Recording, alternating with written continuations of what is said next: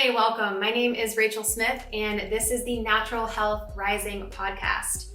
I am a certified functional diagnostic nutrition practitioner and the owner of Natural Health Rising, which is my online holistic functional medicine company where I help people who have autoimmune diseases, chronic illnesses, mystery symptoms, and a whole host of other imbalances restore their health by natural means. On this podcast, you're going to hear conversations between myself and other health experts on functional medicine and general holistic health. My goal is to provide you with the tools you need in order to help you rise to your healthiest and happiest self. Welcome, everyone. This is the Natural Health Rising podcast, where I chat with others about all things natural and holistic health to provide you with the knowledge and tools you need in order to help you rise to your healthiest, happiest self. I'm your host, Rachel Smith, and I'm a certified functional diagnostic nutrition practitioner. And today I have the pleasure of speaking with Barbara Madimenos. Barbara is a nutritional health coach located in Montreal, Quebec, and she's been practicing since 2018. Originally, she was a journalist, but she was always pulled into speaking about mental health and nutrition. Now, as an FDNP, she specializes in women's metabolic disorders like hypothalamic amenorrhea, eating disorders, PCOS, hypothyroidism, and so forth. So welcome, Barbara. How are you today? Good. Thanks for having me. I'm great. How are you? I'm wonderful. I'm pretty excited to chat about all this stuff today. I love all of the work that you do. Thank you. So to start off, I'd love to hear more about your story, kind of what led you to doing the work that you do today. Yeah, sure. So many years ago, I was diagnosed with an eating disorder at 13. And it took me a really long time to get a hold of it. I'm 28 now. And back in 2017, I kind of hit rock bottom. My body was just failing in any shape or form that you could imagine, from not being able to digest food, hair falling out, cold all the time. And I started recovery then. And then once 2018 hit, I was, I guess you could say, in quasi recovery, and I ended up breaking my hip. And I ended up in the hospital, and that's when I got a diagnosis of osteoporosis. And I was like, okay, I gotta change my life. And so I went back to school to become a health coach and to see if I could not just help myself, but help other people who were dealing with eating disorders and the repercussions that it's had on their health. And here we are today. Wow, that is kind of a crazy story to happen at a young age. And the eating disorder, what specifically was it? I was dealing with anorexia. Okay. And so that possibly kind of started to strip your body of minerals that maybe led to the osteoporosis. And Exactly. Yeah. I mean, not only that, but I had lost my period for so long. I had hypothalamic amenorrhea for maybe close to 15 years, but it's 14 years exactly. So not having your period, not having that beneficial, the benefits of ovulation, in which, help build bone density, the adequate hormone production from not just estrogen, progesterone, and testosterone, poor thyroid function, all these things, they accumulate, and it thus ended into a poor, my bones deteriorating. And can you explain hypothalamic amenorrhea? Is there a difference between that and just typical amenorrhea? So hypothalamic amenorrhea is a poor signaling response between the hypothalamus, pituitary, and adrenals. Now, typical amenorrhea, there's two types of amenorrhea. There's primary and secondary. Secondary amenorrhea would be considered more of what is hypothalamic amenorrhea, because there's an actual it's a stress on the body, and someone hasn't had their period, I believe, I think it's more than 3 months, that they would consider it to be considered hypothalamic. Primary amenorrhea, to my understanding, is that you've never had your period. And so that's when it's like, is it possibly autoimmune? Is it, more of a something to do with like a particular organ, like a pore formation of some sort? Is it genetic? Maybe like there's a genetic predisposition of something. So they would have to investigate there. Okay. So, what is your health like now in this moment? And what was the journey like from the time you got to be a health coach to now? So my health is much better now, but it's still a journey. And I think that's with something I think everyone kind of understands that, you don't get better overnight. Considering the fact that I was sick for what, close to 15, 16 years, it takes a while to recover from the damage that somebody has done. I mean, and I didn't just have an eating disorder, and I didn't just have hypothalamic amenorrhea. I mean, I was addicted to drugs at some point in my life. I was a binge drinker. I used to smoke. I over exercised a lot. I did everything. So to to be in a state like that where you're just constantly in a state of catabolism, you're wrecking your system, and all you want to do is deplete yourself, and then to bring yourself back to a state of where your body could actually regenerate itself is very time consuming. But you will see steps, you will see differences along the way. I mean, I got my period back, thankfully. So at least that's back on track. I'm eating much better, I'm weight restored now, my hair is finally growing back. It's a slow process, but it's much better than what it used to be, that's for sure. That's great to hear. I tell the same thing to all my clients that healing is not linear. And absolutely what you said, like if it took you this long to get sick, or you were sick for, such a long time, it might take a few months for someone, it might take a few years for someone. We don't really know, but as long as you're putting in that work and you're dedicated and you really do want to make the changes, you will see that progression over time, like you're saying. Um, yeah. And now, so I'm a little curious if you're open to talking about this. So you mentioned binge drinking, drugs, smoking. Okay. These are hard habits for people to break. What was the moment in your life where you said, I need to change this? Like, was it a specific moment where you knew that you were going to drop all of those things, or was it a slow progression? Like, how did you overcome those habits and switch over to healthier ones? So I think both. So I did not have all of these vices throughout my entire time of having my eating disorder. Mhm. I ended up I stopped drinking at around the age of like my early 20s because it got so out of hand that I was feeling sick all the time.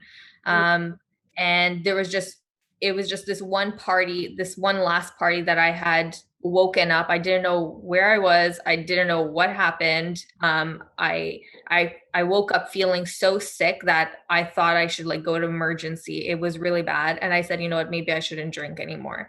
When it came to smoking, again, that was done very abruptly, and that was because I didn't have a choice. I had ended up in a mental ward, and they did not allow us to smoke. So, after being in there for a couple of months, you kind of lose the addiction. Mhm. Um, so then I said I shouldn't pick it up anymore. I mean, after I left the ward, I had really been trying to recover, but it didn't really work. But I never got back into smoking. That was something that I had struggled also for many, many years, and only maybe 2, 3 years ago, I would say 2 years ago, have I slowly, progressively stopped. It was like it it was very hard for me to stop that in particular because it was like either I hurt myself or I overexercised. It was like a battle between the two. And so I tried more to overexercise than actually hurt myself. And then I slowly cut down on the exercise as a replacement to be Mhm. able to manage my emotions and what I was going through and so forth. Mhm. And in terms of being able, like, figuring out what made me want to recover, I think it was, like I said, back in 2017, I was at my breaking point. My manager had come up to me. At the time, I was working part-time in a men's dress shirt and tie retail store. And she came up to me one day and she said, if you don't get your shit together, I'm going to fire you. And it was because I was putting my eating disorder before my job, and she saw it, and she loved me like her own kid, but she was very cutthroat and said, listen, if you don't pick yourself up, then I'm going to force you to. So, and there was just so much happening, like I was ending up in the hospital every single week with nosebleeds and no one knew why. They thought I remember a doctor told me that they thought I was having mini seizures. My hair was falling out. I had no energy. I couldn't digest food. I was weak all the time. It was like, well, what do you want out of life? And originally, like you mentioned before, I was a journalist, and I had gone into journalism because I wanted to make a difference in the world somehow, because I felt like people were not communicating the way that we were supposed to. They weren't communicating how we're supposed to communicate as humans. I felt like people they would say what their opinion is, but they wouldn't bridge it on to something else and try and merge people's opinions so we could live with one another. I felt like there was always a divide between writing and journalism, and I didn't like that, and that's why I went into it. But I felt like as with writing, you can't always help people personally on a personal level. And I thought to myself, I have to change my ability to change myself. I have to help myself first if I could help other people. And so I think it was just that switch where I was like, if I'm going to do anything in this world, I really have to get better, or I'm going to die before I can do anything. So. Wow. Yeah. So how did that transmute into natural health, like holistic things? How did you find, I know you went to IIN, and we're both FDNPs, which is the functional diagnostic nutrition practitioners. So we do work with food as medicine and stress management and all these things. So how did you get to that part? So, because I was in and out of psych wards most of my life, the Western medicine approach was never something that I felt supported by. A really big portion of my eating disorder recovery was like doctors constantly telling me I had to go on anti-anxiety medications, antidepressants, and whatnot. And I never accepted them because there was something in my gut telling me I didn't feel comfortable doing it. Not that there's anything wrong necessarily to go on these medications if you need them, but I felt like it wasn't solving the actual root cause of my problem, which was, I'm sure at the time, more emotional and trauma based than anything physical. Mm-hmm. But I also knew that I had something deeper happening inside of me with my gut issues, my hypothalamic amenorrhea. They were offering me birth control to fix it and whatnot. And so I was like, you know what, I'm going to do this on my own. Like, I don't want any doctors. I don't want any institution. I don't want anyone to be following me. I'm going to figure this out on my own.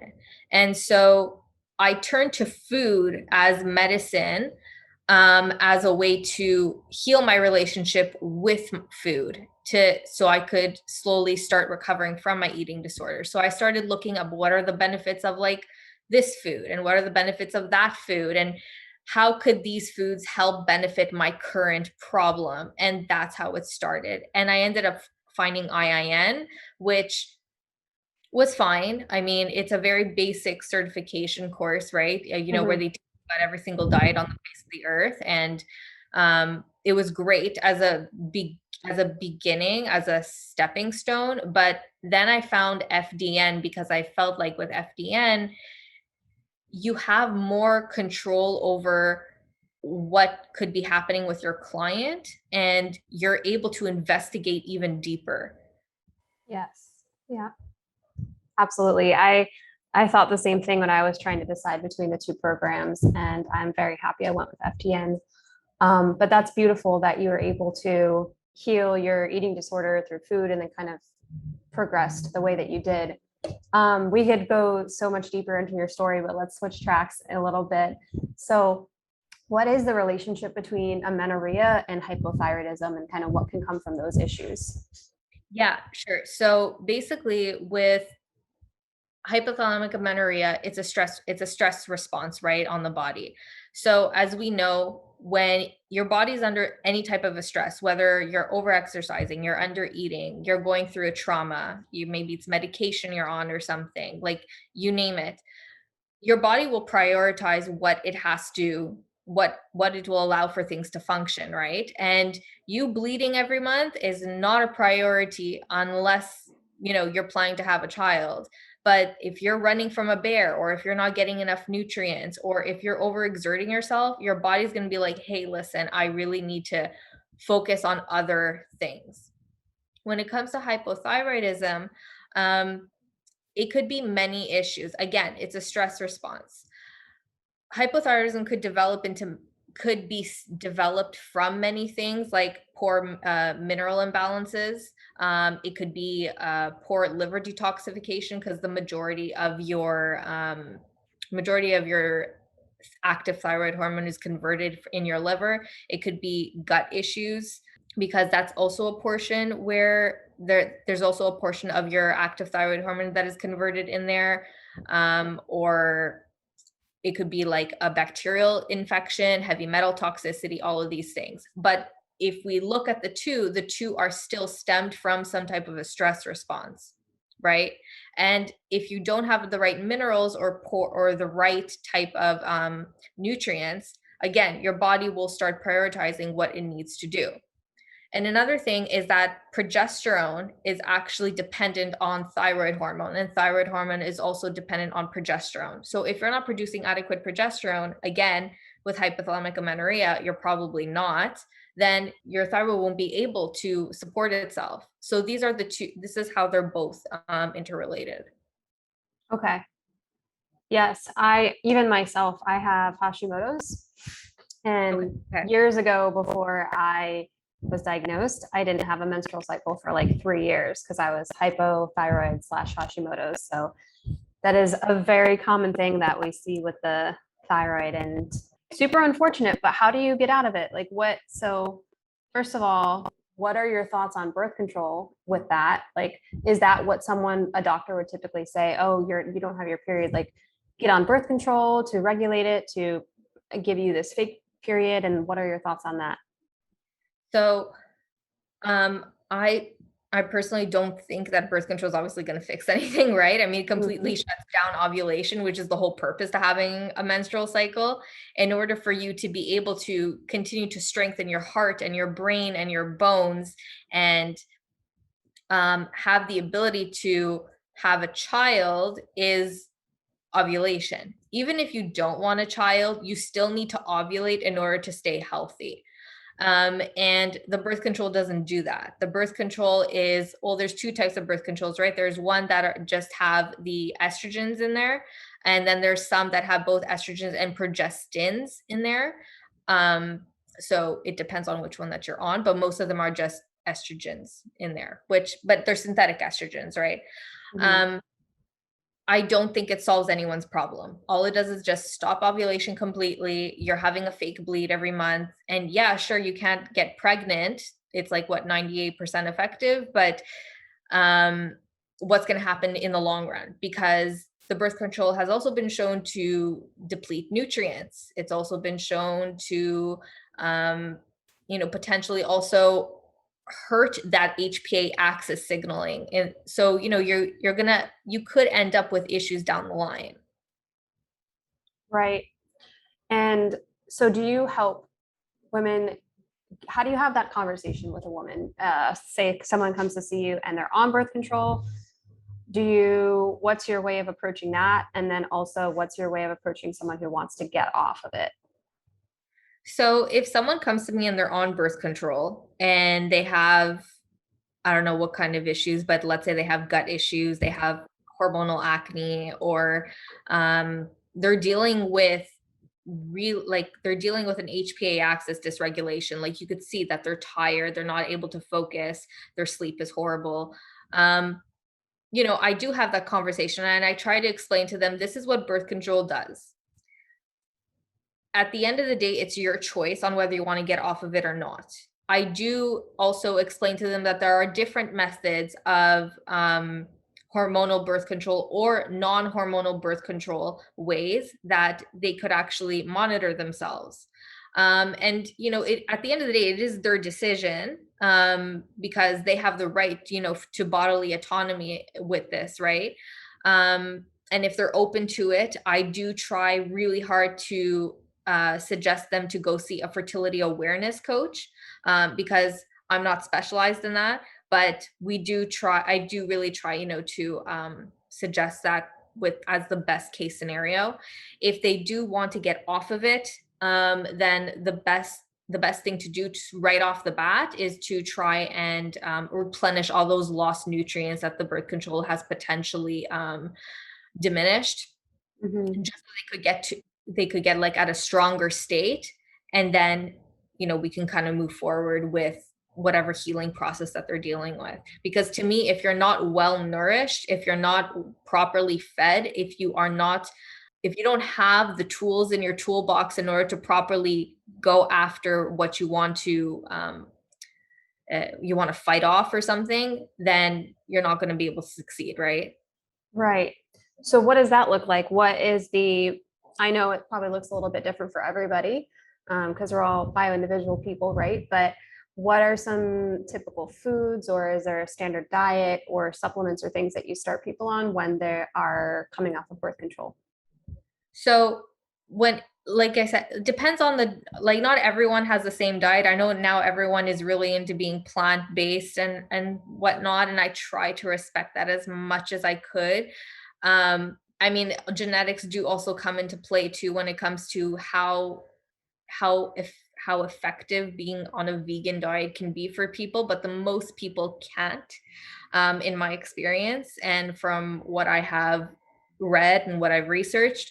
So I try really hard for them to focus on eating a minimum of 100 grams of protein a day, whether it's from, fish, poultry, red meat, dairy, if they can digest it. And then if they want to add in some plant-based sources like lentils, chickpeas, and whatnot, if they could digest that too. We try to focus a lot on having some very easily digestible carbohydrates. So that's like fruits and roots. And if they want, they could add in some leafy greens if it doesn't irritate them too much, and making sure that they're having enough fat in their diet. So things like butter, cheese, tallow, ghee, avocados, olives, and things like that. And so we would just try and focus to see if they have a well-rounded diet first. Okay. That's amazing. I love using food as medicine first too, and then kind of progressing from there. Yeah.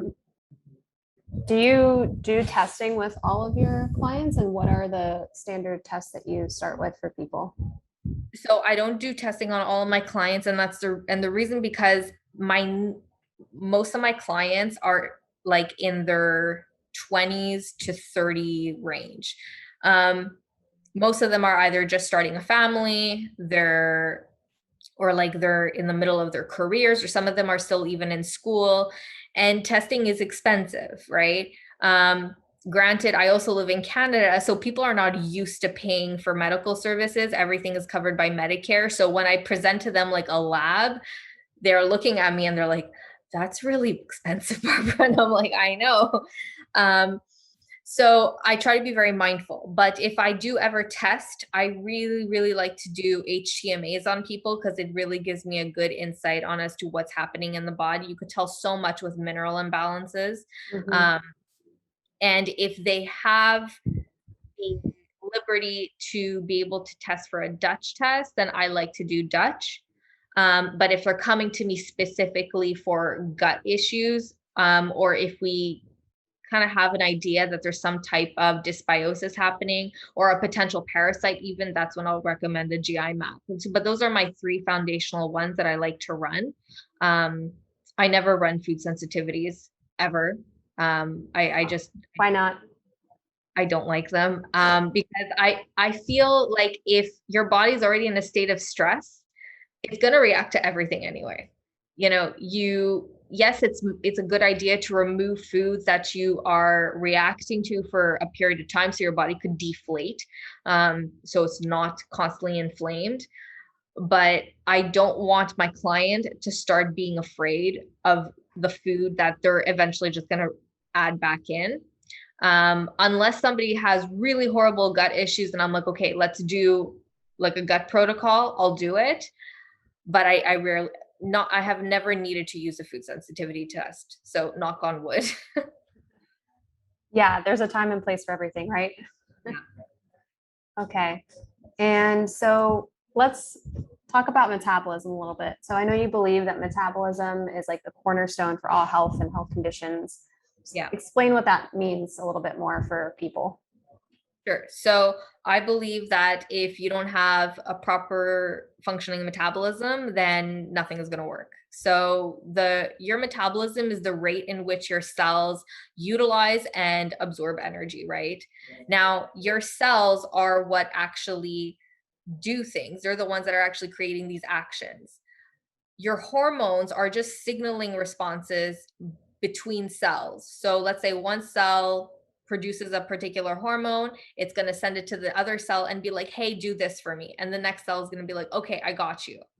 So if your cells are not able to create those signaling responses, aka the hormones, then how could anything work, right? This goes the same thing for enzymatic reactions, right? Your enzymatic reactions are kind of like minerals are the spark plugs in between your cells that actually create enzymatic reactions, which are the actions between your cells. So we literally run off of all these things. We run off of enzymes, we run off of hormones. So if your cells are not working, which, as I mentioned, is really the cornerstone of how well your metabolism is actually functioning, then nothing's going to work. And this comes to gut health, to how well you're able to absorb nutrients, to your endocrine system, to sleep, because we create certain hormones to help us fall asleep, to our mood, to everything. So how do you optimize the cells? How do you get someone's metabolism fixed, essentially? So like I said, I like to run HTMAs to see where the minerals are. So I find minerals, I think, to be the most important thing, because minerals, like I said, are the spark plugs to your cells. If your minerals are imbalanced, your cells won't be able to properly create these enzymatic reactions. They won't be able to create these particular hormones, right? So you need certain minerals for certain processes in the body. And so, yes, I do focus on food first. Sometimes the supplementation, I need to make sure that your drainage pathways are open, right? So you're not intoxicating yourself again. Like, are you going to the bathroom every day? Are you peeing? Are you sweating? Are you able to menstruate every month? Like you could develop iron toxicity that way. Like there's a lot of things to focus on to see if you are able to remove the gunk, so to speak, out of your body. Number 2, are you properly nourished with your minerals? And number 3, are these minerals actually doing their job? Is there some type of a blockage within the cell? And that's when we have to look at, infections, heavy metal toxicity, parasites, viruses, and whatnot. Okay. So there's a step process. Yeah. And literally perfect segue, because I really wanted to talk about drainage pathways a little bit today. Sure. Because you recently made a few posts on Instagram about drainage pathways. And I love this topic. It's really not talked about ever. So so most people, they're going to say, what the heck is a drainage pathway? So what is a drainage pathway and why should we support it? So a drainage pathway is like, you have your emunctory organs, okay? Your emunctory organs, as some people would look at, is your colon, your I guess you could say your brain, your kidneys, your liver. I consider the uterus to be another one, your lymphatic system, your skin, and your lungs. Okay, so I have 8 over here. Not everyone would consider all of these 8, but I consider them these 8. So your emunctory organs are really just that, and though these are the pathways in which that you're able to drain things that are unwanted or unnecessary in the system because you uptook them, whether it was through air, through food, through touching something, you absorbed it in some way, you know, and that's how we get things into us, right? Whether it's heavy metals, particles, viruses, bacteria, whatnot, anything that is not necessary in the body, we're going to remove the waste.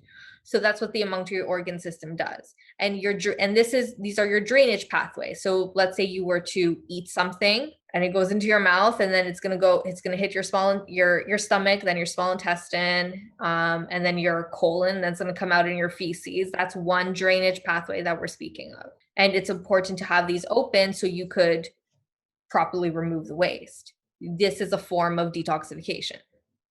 Right. So obviously we have a lot of different pathways, but so you don't have to go into all of them, but maybe tell our listeners a few of your favorite ways to support a few systems, like maybe lymphatic drainage or another one. Yeah. So my favorite organ is the liver. Yeah. About the liver till I'm blue in the face. And I know a lot of people like to do like liver cleanses and enemas and, everything. I'm a very simple person. I like to go to the basics because people forget the basics. And I'm also a very cheap person. um, I don't like to spend money on things. So I focus on the necessities. Like, are you eating enough glucose in your diet? Because you need a minimum of 120 grams in order for the liver to function. Are you having enough amino acids, like bioavailable protein? Are you getting enough B vitamins?